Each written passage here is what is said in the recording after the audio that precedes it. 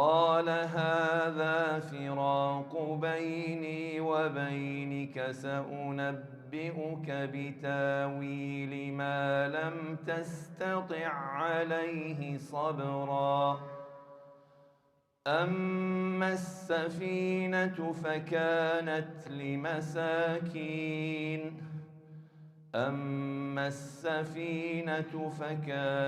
لمساكين يعملون في البحر، فأردت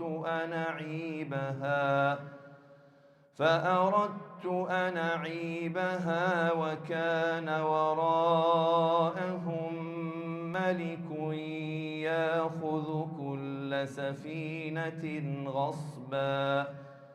وأما الغلام فكان أبواه مؤمنين فخشينا أن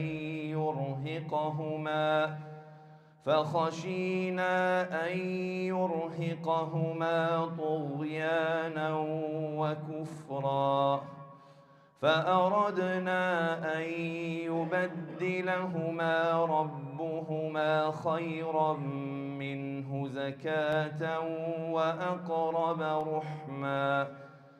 وأما الجدار فكان لغلامين يتيمين في المدينة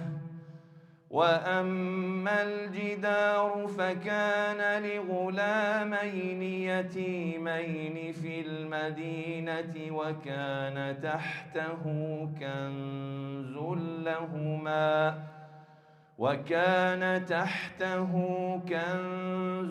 لهما وكان أبوهما صالحا، فأراد ربك أن يبلغا أشدهما ويستخرجا كنزهما رحمة من ربك، وما فعلته عن أمري، ذلك تاويل ما لم تسطع عليه صبرا.